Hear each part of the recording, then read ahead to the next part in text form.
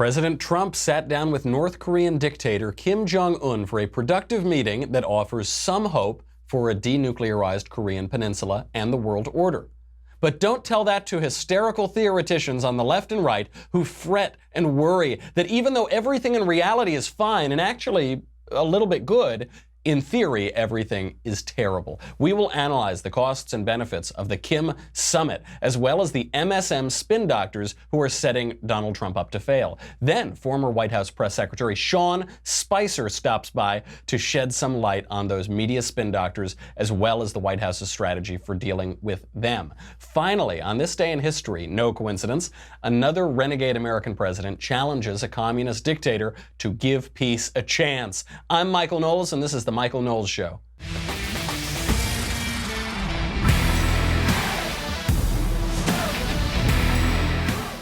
Who knew? I think I'm a hippie now. I'm a hippie. I want to give peace a chance, and all of the Democrats don't. They want things to start exploding, something like that. That was also true during Reagan's time, and we will explain that. Before we get to that, we got to talk about a little money, honey. We got to make a little money, honey, and then we're going to do that by talking about honey, a wonderful product that will save you money, and it's totally free.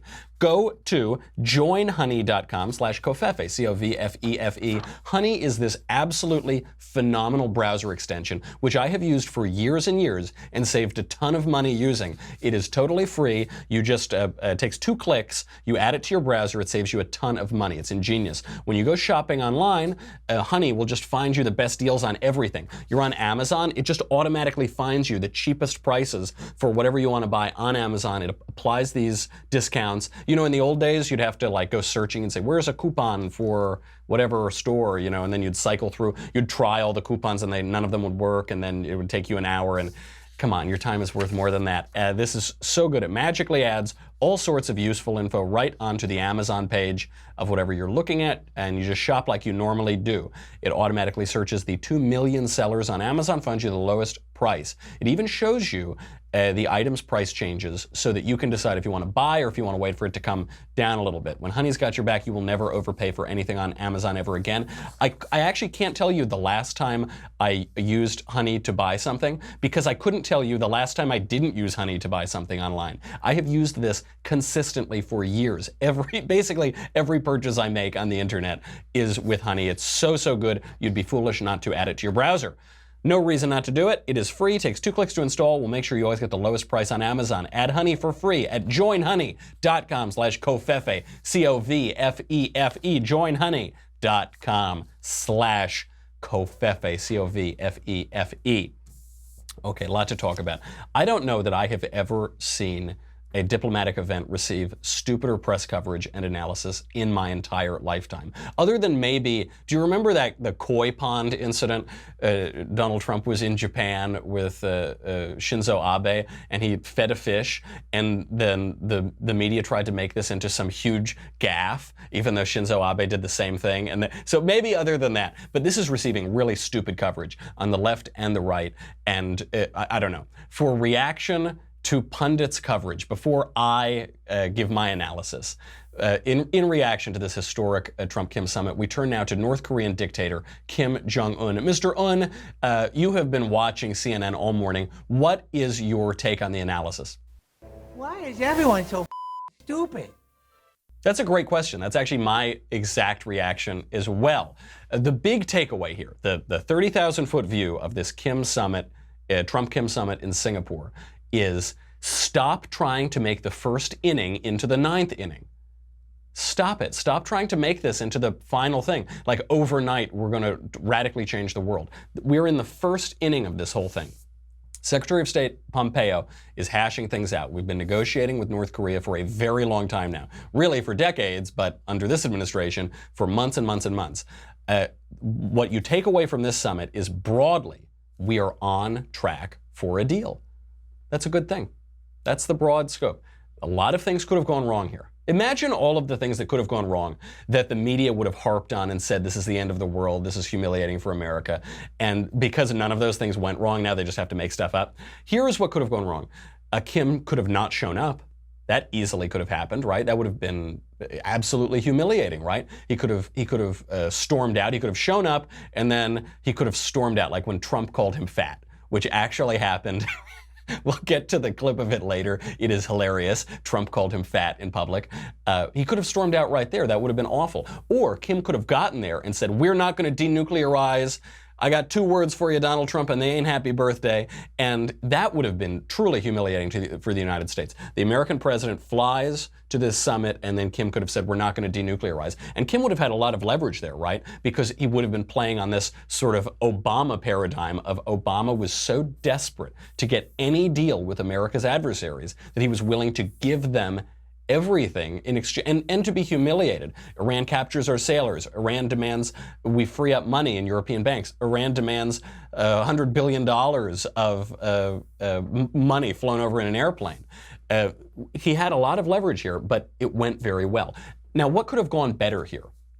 Because it didn't go I'm not saying this is some huge win. This is a world-changing win. No, this is a minor win. This is a step in the right direction. This is basically good, but it's not worth screaming and pulling your hair out over, and it's also not worth jumping around in the streets to be thrilled about. It's just a good sign. Okay, we can smile. That's nice. What could have gone better? Well, I guess we could have worked out a treaty overnight for the immediate denuclearization and an end to a 70-year conflict overnight with no concessions from the United States. I guess that would have been better. What are the odds that that would have happened? 0. That does not exist in reality. No negotiation would have let that happen. The purpose of this meeting, and you wouldn't know this if you watch the mainstream media, but the purpose of this meeting was to get some goodwill for continued negotiations, to have the 2 heads of state here meet one another, have Donald Trump feel the guy out, Mike Pompeo's felt this guy out, and that's what we got. We got this. It all worked out basically pretty well. Now, don't pop the champagne. We don't have a deal yet. We've just got a good step in the right direction. Anybody that was expecting more than that, anybody who was expecting, some overnight magical thing that would have gotten rid of all of North Korea's nukes that they've relied on for decades, they were trying to set up a narrative that Donald Trump would fail. That's what they were trying to do, right? Because that obviously wasn't going to happen, and so when that didn't pan out, they could have said, haha, see, we were right. There is so much bad analysis out there about this meeting. We'll try to get to all of the objections and show why they're so ridiculous. But let's begin with the main objection. So the main objection here is that Western democratic statesmen would never meet with totalitarian dictators. How awful, how terrible that would be. That's never happened before. This is totally unprecedented, awful. No president has ever done this. Well, except for a ton of other world leaders from Western democracies, like Churchill and Stalin. Churchill met with Stalin, okay. But other than that, and Nixon and Mao. Nixon went over and piled around with Chairman Mao, another much more murderous dictator than Kim Jong-un, and they palled around and played ping pong and swam around.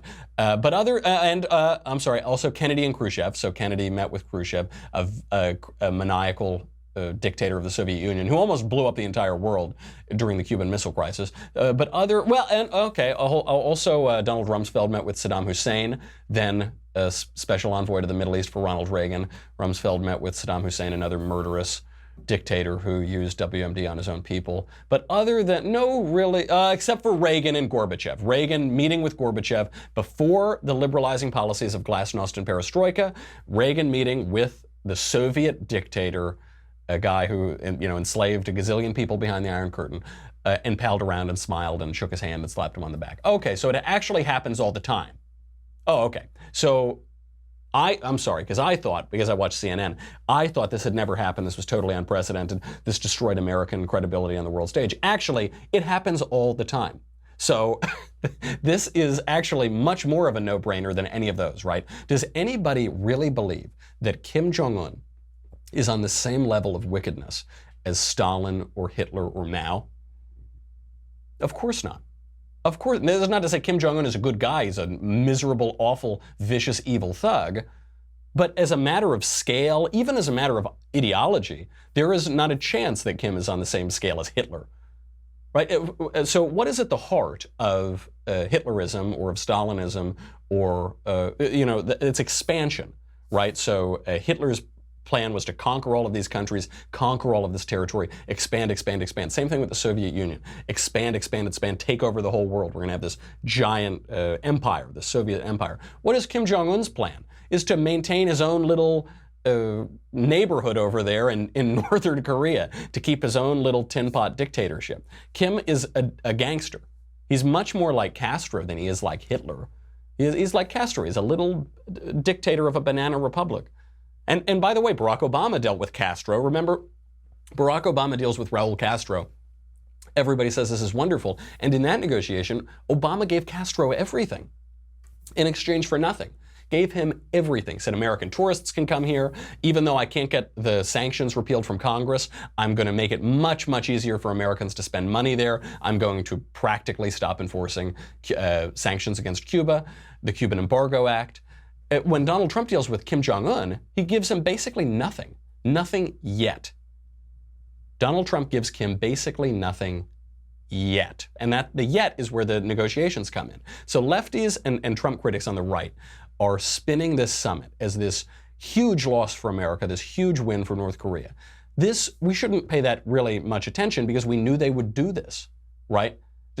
Sean Spicer was talking about this yesterday, and we'll have him on later. We're going to talk with Sean Spicer. He's coming up. But he was talking about this yesterday. He said there's no bar that Donald Trump could reach that would get mainstream media approval for this summit. They'll find something wrong in the handshake or what he says or a joke that he made, and that's exactly what is playing out. But it gets so much crazier than this. You've got to hear some of the hysteria that is coming out of the mainstream media, and we will explain why it gets to the central premise of the left and why basically everybody is reacting stupidly to this summit. Before we do that, we got to talk about man crates, baby.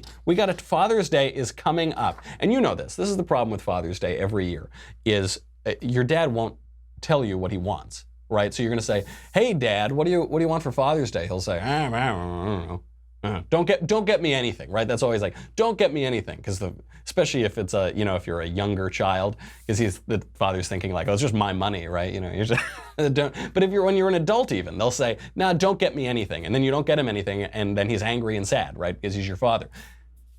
Don't worry about that anymore. He doesn't want a tie. He doesn't want, right? What he wants is a very cool gift experience called man crates. So give him a gift he's guaranteed to love. It's hand-picked and packaged gifts for every type of dad. There's the knife-making kit for the hands-on dad, or the whiskey appreciation crate for fathers who like the finer things.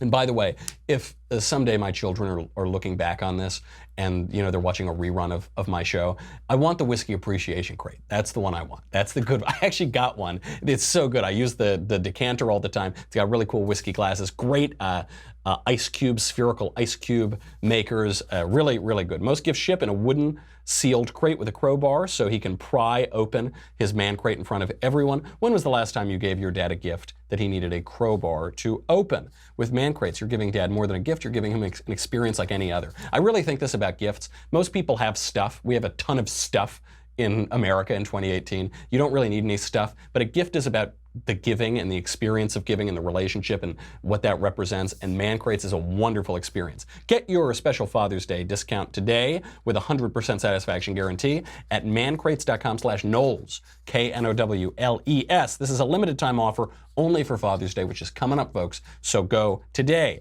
mancrates.com/Knowles, Knowles, mancrates.com/Knowles. All right. So back to the media hysteria over this summit.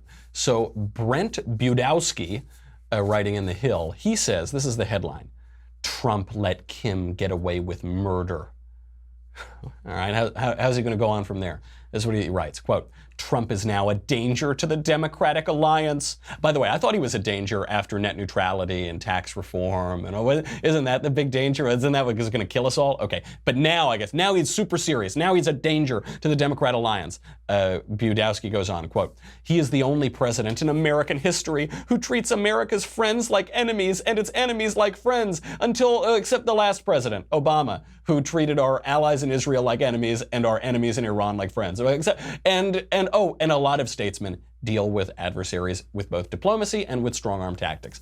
This, basically every claim he makes is not true. Statesmen regularly meet with dictators. This guy is upset that Donald Trump was mean to Justin Trudeau of Canada. And it's funny, we talked about Trudeau yesterday and how he's like a little whiny little boy. People forget that Ronald Reagan was also mean to the last Trudeau of Canada.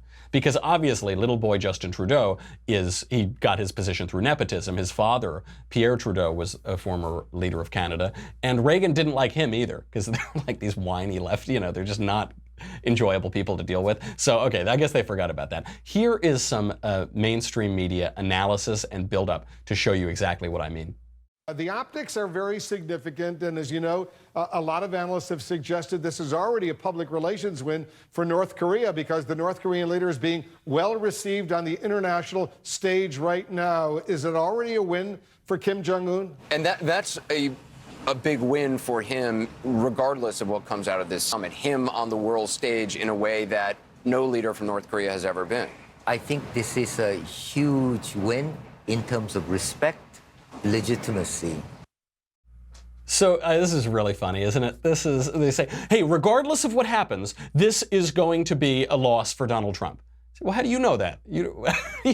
They're so transparent in trying to set up Trump to fail. They say, no matter what happens, he's going to lose, right? Okay, can we all agree on that? Like, no.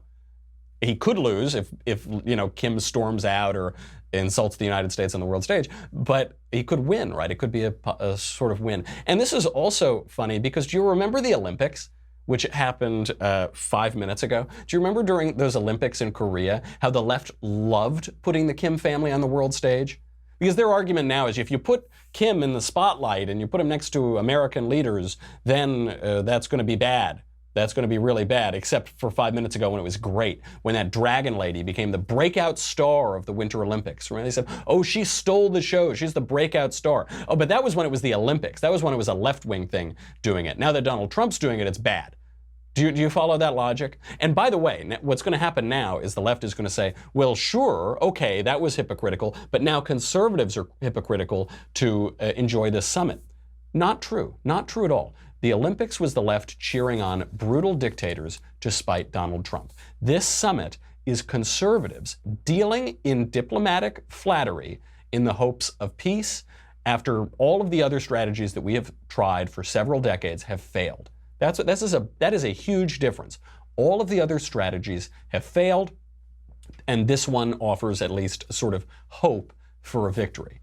So you remember also about 6-7 months ago, when Donald Trump was threatening war, the mainstream media said it was horrible.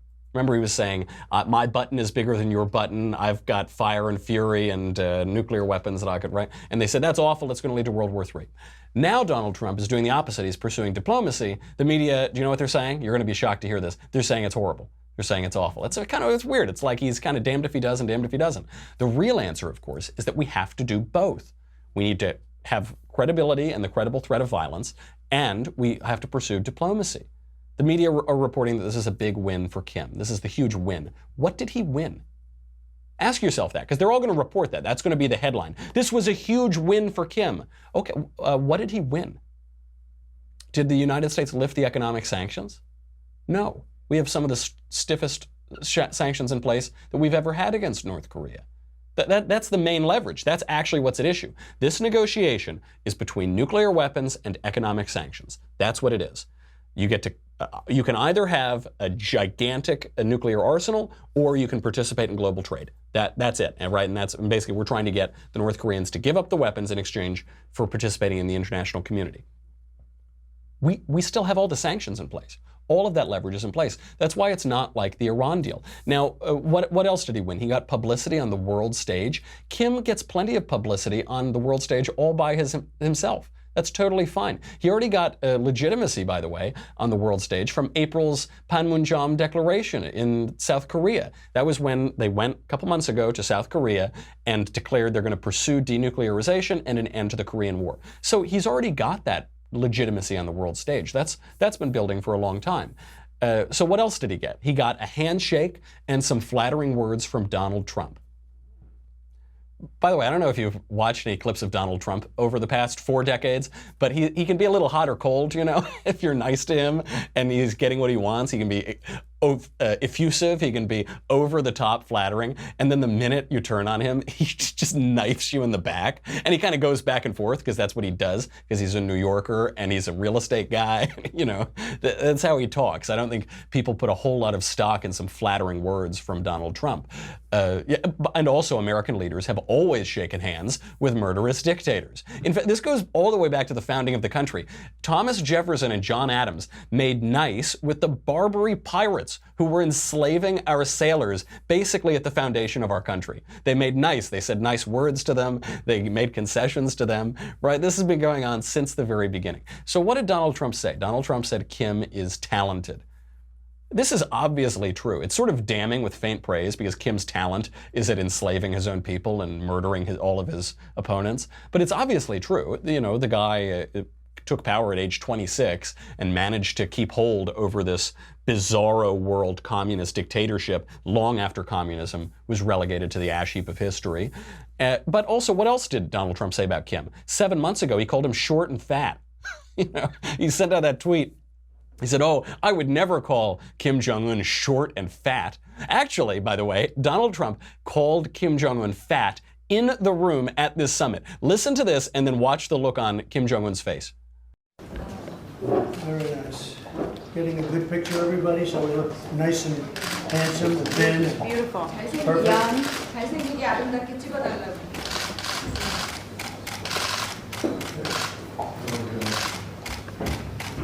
Thank you very much.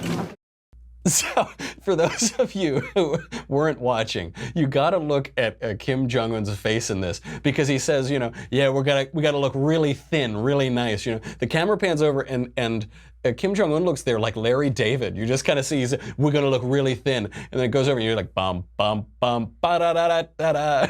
It's really perfect way to start too, because it's not just an offhanded thing. That's a little dig. That's a very Trumpy, very New York little dig to say who's boss here, right? Oh, we're gonna look. Hey, you gotta work pretty hard to make us look thin, okay? Huh? Hey, you get it, don't you, Kimmy? You get it, little Un. I don't know what. Is it Uni or is it whatever Kim Jong-un's nickname is? Maybe he probably doesn't have a nickname.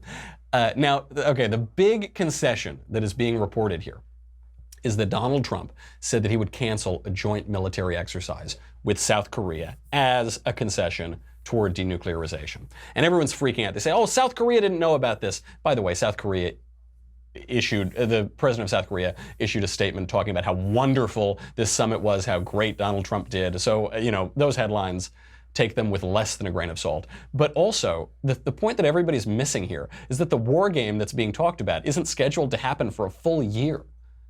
The joint military exercise that's been canceled isn't scheduled to happen for a year. By the way, you'll recall another big event in Korea was recently canceled, and then it wasn't canceled. The summit that he said that at, right? The summit, Donald Trump said, the summit's canceled. Too bad, it's over. And then a couple days later, Kim comes back to the table. He says, okay, it's back on. This is obviously just a negotiating tactic.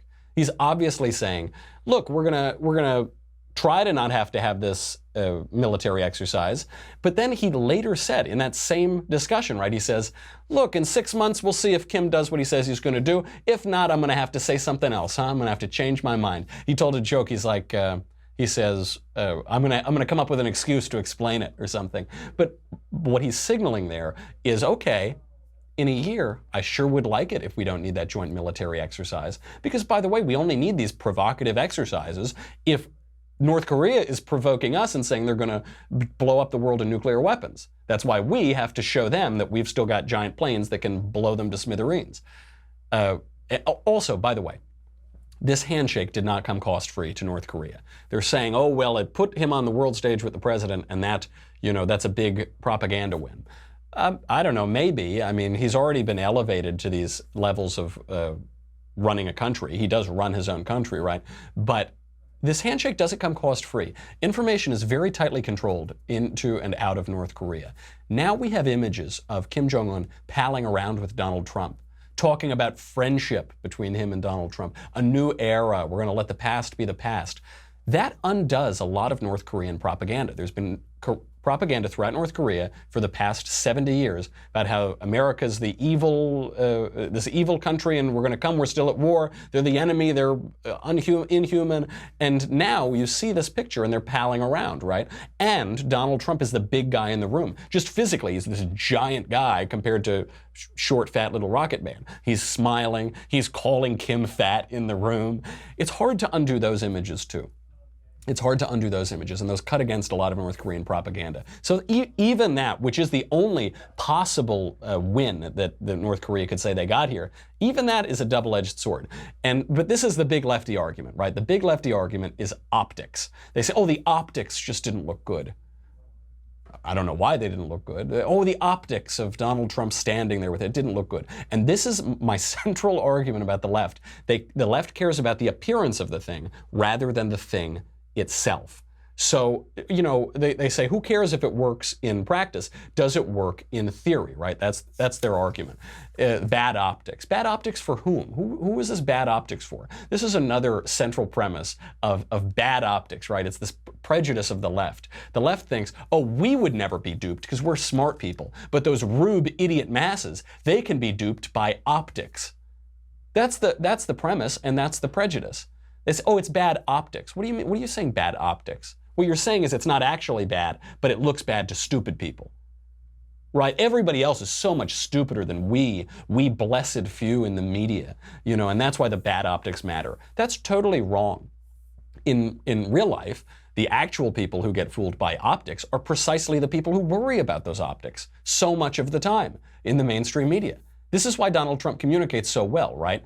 People understand what Donald Trump means, and the mainstream media worry about the optics. All the theoreticians, they worry about the optics. You know, Donald Trump announced his presidency, or his presidential campaign. He said, Mexico's sending criminals over the border.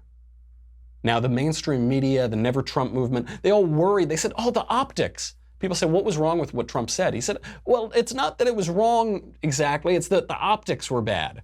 But people knew what he meant. Americans knew what he meant. They are sending criminals across the border. Not everybody's a criminal, you know, but they are. There are a lot of crime comes across the border from Mexico. First of all, by definition, illegal immigration is a crime. Also a ton of drugs, also a ton of gang members, also MS-13. Speaking of MS-13, that animals remark. He said, MS-13, they're animals. And they said, oh, the optics. Oh, it sounds like he's calling immigrants animals. No, it doesn't. He didn't say that. Well, yeah, but it's maybe idiots would think that, right? But you, mainstream media, you are the idiots. You are the people are not the idiots. You are the idiots. And finally, the final before, because we'll have to move on. We got to get Sean Spicer on. The final stupid media narrative here is that this was reckless, impulsive. It was driven by ego and narcissism. It's reckless. What was he doing? Donald Trump has been explaining this for decades. He's been talking about doing this for decades. Here's Donald Trump explaining precisely what happened in 1999. North Korea is totally out of control, and would you rather have a very, very serious chat with them now, and if necessary, you might have to do something fairly drastic, or would you rather have to go after them in 5 years when they have more nuclear warheads and missiles than we do? You go in, you start negotiating, and if you don't stop them from doing it, you will have to take rather drastic actions, because if you don't take them now, you're going to be in awfully big trouble in 5 years from now when they have more missiles than we do. We're a bunch of saps. What if the North Koreans don't play ball, develop a nuclear capability, go forward with their missile development? Does the United States act unilaterally? Excuse me. If spoken to correctly, they will play ball. Look, on another front, what happened recently where Clinton has asked our so-called trade partners to come so we can renegotiate some fairness into trade, right? They don't show up. They say, we're not coming. Why would Germany show up? Why would France show up? Why would Japan show up? They've been ripping us off for years, so why would they come here? It's ridiculous.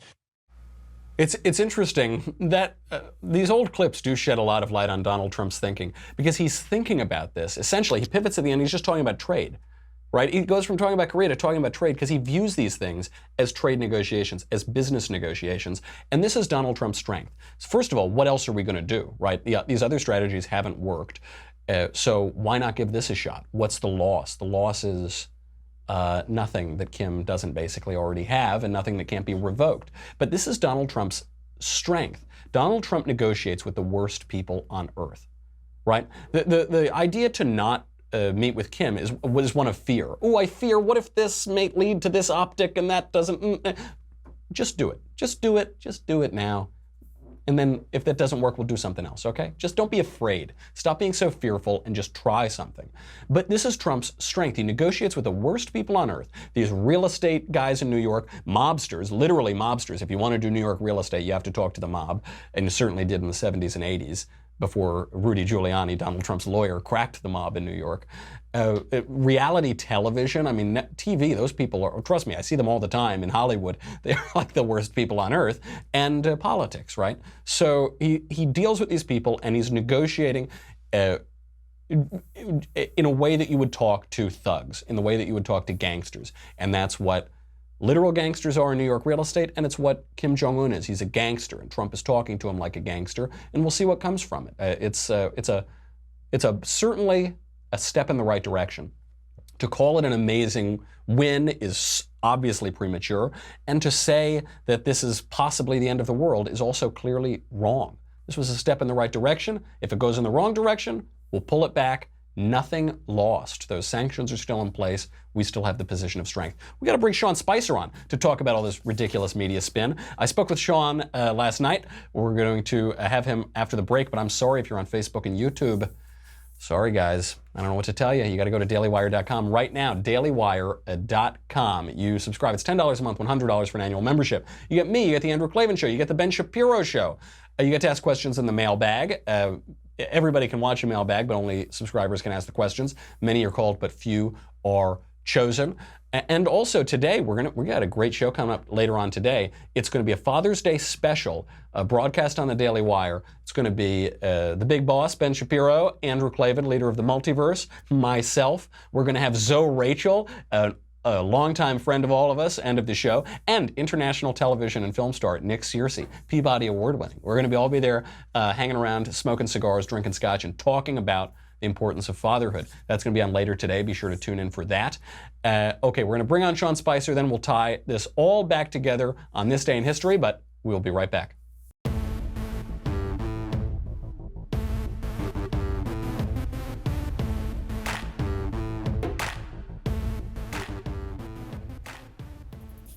Okay, so I talked to Sean yesterday. Sean Spicer, really cool guy, former spokesman for the president, White House press secretary. He's got a new book coming out called The Briefing, and I usually read the book before the interview. The book, it really is not out yet. I don't have an advanced copy of it. It's coming out next month, but I've talked to Sean about what's in the book. It sounds really interesting. I can't wait to read it.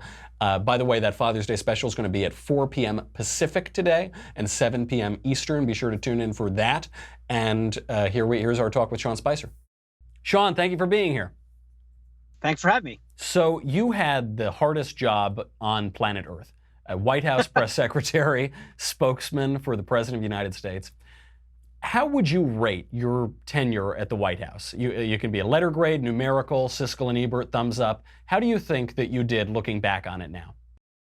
I think that considering the nature of Trump's presidency, that he was a disruptor, that this is a guy who didn't come at this with a group of political loyalists that a lot of people have had in the past, I think we did really well. When you look at what we accomplished in the first 6 months and the groundwork that laid to things like tax reform, I think it really was a disruptive time, but it also was a productive time. Absolutely. I certainly agree with that. Can you take us behind the scenes a little bit? I've always wondered about that job, more than the chief of staff, more than even the president, what it is like in that pressure cooker for the press secretary. What does a typical day look like? It's a great question. Because I think there's a question of what does the job normally look like and what does it look like under a Trump administration? Because One of the things that I did is really speak to a lot of my predecessors and try to understand the battle rhythm of the day, what happens, the process that they all undertook. And that was vastly different under Trump because, for the most part, throughout my career and throughout the career of most press people, you're advising the principal as far as what to say, when to say it, and, even what platform to use. With Trump, he's pretty much the lead on a lot of those things, and that's a very different dynamic.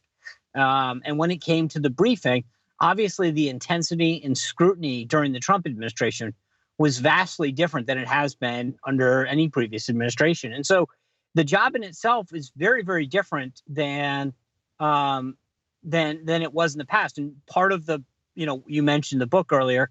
I walk through a day in the life, what I used to be like to get ready every day. And the only way to really, the short end of it is it was like getting ready for a final exam every day. Well, I really look forward to reading it. I always try to read the book before the interview, but I don't have a copy yet, so I'm eagerly looking forward because it sounds really good. And I agree, obviously, the Trump administration is just a different beast than these previous administrations. I thought you handled yourself wonderfully. I was a big cheerleader of Sean Spicer and Sean Spicier. I knew there was one. I knew there was one out there. Yeah, right. It's funny. Can I tell you a funny story that you just brought that up? I've been at an event for my son in the last hour or so, and I walked in and one of the other parents said, "Gosh, that tweet you put out about Trudeau was hysterical." And I said, "Are you being serious? Because that's not me, right?" And they were like, "What do you mean?" I was like, "You're following a parody account." That is, a lot of people will, I'll see those tweets all the time. And I think the reason the parody works so well is because the account of Sean Spicier, or the spicier version, it actually does channel a lot of that spirit you brought to it. I mean, I always felt you were, I felt you were far kinder to those blood-sucking leeches in the media than they deserved at all. I thought, you handled them very well. Do you have any regrets about them? I found they would always try to gin up these fake gaffes about you, like, you were lost in the bushes or something, or you made a completely accurate statement about the number of people who viewed the inauguration, and they would pretend like you were saying these crazy things. Do you have regrets about that? Do you wish you had, been harder on them or something? Well, there's a lot of interactions that I've had, whether it's personal or professional, when I'll look back and say, could I have been better at that? And I think just because it's a lot of the advice that I looked back on was stuff that, most of our moms teach us. Right. 2 wrongs don't make a right. Just because they said it doesn't mean you do too. And so there were times when I think I probably let them get the better of me once in a while, or we escalated too quickly. But you're right. I mean, there were times when I looked at and I thought to myself, wait a second, the job of the press secretary is to speak on behalf of the president of the administration, the American people. And it was too often that I had to talk about myself. And that's not a good place to be as a press person. Right. Well, this gets to a real question, because there seems to be this media crack-up in the last few years. In the old days, the networks dominated. Republicans had to play with these guys, even though they were quite hostile. Now we have all of these other outlets. We have Twitter, we have live streaming. You've been in Republican communications for a long time. People know you primarily as the press secretary. You were communications director for the RNC, House Budget Committee, chief strategist of the RNC. You've known them for a long time. This question has 2 parts. Should Republicans still talk to outlets that are hostile to them, the New York Times, or should we tell these lefty mouthpieces to go pound sand? And second, are there any good journalists that you would still recommend? These guys are doing hard work. They're not just partisan hacks. 2 great questions. On the first one, yes, we should talk to them. Because you don't seed ground, you don't grow the audience, you don't allow people to hear conservative ideas if you ignore them.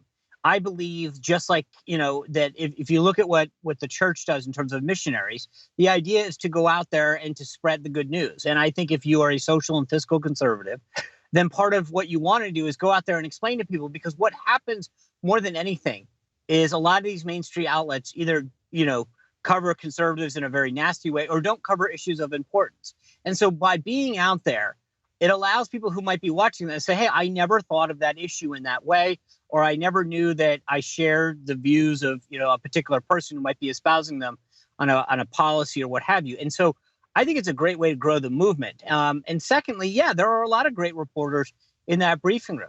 And, the interesting thing is, and I actually have a part in the book where I talk about this, where there are some really good reporters at a lot of reputable outlets. It's not always just the broad brush, the Washington Post, the New York Times, or whatever. There are good reporters at a lot of these institutions. And what I want to do is make sure that we call balls and strikes better, that we call out the bad reporters and then we praise the good ones. Because when we just say fake news or the New York Times is horrible, then we sort of dismiss the ones that are actually doing a decent job. And I think what has really killed things is two things. One is social media, where reporters almost act as if people don't have Twitter accounts themselves because they express these opinions and things that really expose their liberal bias. And second is the need for a lot of these reporters to get on television will make them say and do outrageous things to sort of get themselves booked. That makes perfect sense. You know, the sensationalism of it. Obviously, not every reporter is just Jim Acosta, who I believe is played by Will Ferrell these days on television. You know, there are people at these outlets who aren't just the editors. They are doing work, and I agree. I think it might be something about our Catholicism that we just are perfectly willing to talk to anybody and go into the belly of the beast. But I have taken too much of your time. You got to run. You are with your family right now. That's another important thing. Thank you. You know, the funny thing is, after reading your book, I really felt inspired. You know, people ask me all the time, why did I want to write a book? And I just felt your book really laid out a lot of the policies that I think were so key to the Democrats' current state of being that I just needed to kind of put my thoughts to paper. But I think it was a lot more writing than you probably did, though. Well, perhaps. Although I did a lot of research, and I will say, Sean, I always knew you were I always knew you were a gentleman, but now I know that you're a scholar as well. So I look forward to reading yours. There were a couple. At some point, when we have more time, I want to debate a couple of the issues that you raised in there. Right around the 200-page mark, I thought you got into some pretty meaty stuff. It does. It's an esoteric reading too, so we'll really have to go into the different layers that we have there. But I suppose that'll be for a future episode. Sean, thank you so much for being here. I really appreciate it, and I'll talk to you next time. You bet. Thank you. Gotta love that guy. So the book, by the way, is The Briefing. I look forward to reading it. I've got a pre-order, and it's going to be great, I'm sure, because Sean Spicer was there at the moment, you know, at this moment of this colossal new administration coming in, and he dealt with the press really, really well. You know, it's funny because a lot of people criticize him for being too harsh on the press. I think he was far too nice to them, but I thought he did a really good job. Look forward to reading the book. Before I let you go, we only have a couple minutes here at the end. I do want to point out something on this day in history related to this Kim summit, because people aren't drawing the connection, and it's because, as with so many things that come around with Donald Trump, they're looking just at the surface level, and they're not seeing all the little jokes and all of the little coincidences that happen underneath it. So let's get to this day in history. On this day in history, in 1987, Ronald Reagan went to Berlin and gave a very famous speech to a Soviet dictator, Mikhail Gorbachev, to tear down this wall. The Kim summit took place on the same day. Now, it seems like it was yesterday because, you know, it was in Singapore and we're here in the United States, but this was June 12th. So the Kim summit took place on June 12th. Tear down this wall took place on June 12th. This could be a coincidence, but it's a pretty big coincidence. And you've got to remember the people around Donald Trump, the people setting up this summit with North Korean dictator Kim Jong-un. These are pretty sophisticated people who've been around politics for a very long time. Now, I think Donald Trump is pretty smart as well, but a lot of people, they say, oh, he's a dummy, he's a dummy. They fail to realize, by the way, that all the really successful presidents have played dummies. Ronald Reagan did it, Bill Clinton actually did it, George Bush did it. They forget that part. But even if you think that Donald Trump is a dummy, all the people around him are pretty sophisticated. Mike Pompeo, John Bolton, these are guys who were around during the Reagan years, and it's really hard for me to believe that that is a coincidence. And it's, by the way, both of those speeches, but the summit and the tear down this wall speech, were about the exact same thing. It was an appeal to renew arms reduction talks. Here is Ronald Reagan at the Berlin Wall. There is one sign the Soviets can make that would be unmistakable, that would advance dramatically the cause of freedom and peace. General Secretary Gorbachev, if you seek peace, if you seek prosperity for the Soviet Union and Eastern Europe, if you seek liberalization, come here to this gate. Mr. Gorbachev, open this gate.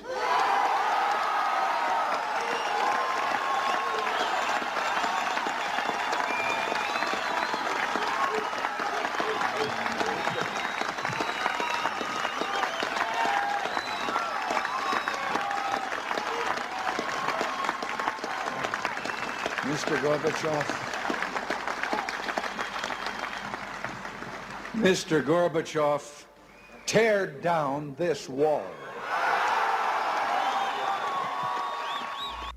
What a speech. And a line written, by the way, I think, by Peter Robinson, who also has the great show on common knowledge. Tear down this wall. Ronald Reagan applies two techniques here. He's harsh there, right? Tear down this wall, tear down this wall. But he's also nice. If you seek peace. And he was nice to Gorbachev. He would flatter him. He would shake his hand. He would pat his back. Here's just a little clip I pulled up on the internet of Ronald Reagan flattering dear old Gorby and the significance of that.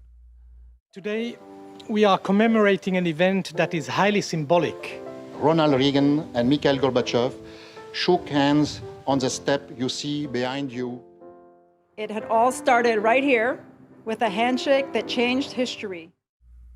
They shook hands. This is, when we look back at history, we sometimes remember it in a very distorted way. We just remember Reagan bearing down, tear down this wall. But there was also the friendliness to Mikhail Gorbachev. We just remember him saying, we're going to build up Star Wars, SDI, we're going to run you out of the arms race, right? We forget that Ronald Reagan was begging for the abolition of nuclear weapons with the leader of the Soviet Union, stormed out of a meeting because they couldn't abolish nuclear weapons. There are two sides of this, and there have to be two sides to these negotiations. The harsh, the credible threat of violence, the tough guy, and the diplomatic niceties and the diplomatic flattery and the handshaking and the back-patting. So far, that's what we're getting out of this. That's a good day. That's a win. Might all go wrong tomorrow, and then in 6 months, Trump is going to come up and say it was all wrong. That's going to be all over again. But for today, this is a good move in the right direction, and we should be happy about it. Not thrilled, not popping champagne, just happy. It's a good step in the right direction. Take yes for an answer, people. Come on. Okay, we've got some really crazy shows coming up this week. I don't want to ruin it for you, but we decided my first week after the honeymoon is just going to be this insane week. It's going to be pretty wild, so be sure to tune in tomorrow and through the rest of the week. In the meantime, I'm Michael Knowles. This is The Michael Knowles Show. Get your mailbag questions in for Thursday. I'll see you tomorrow.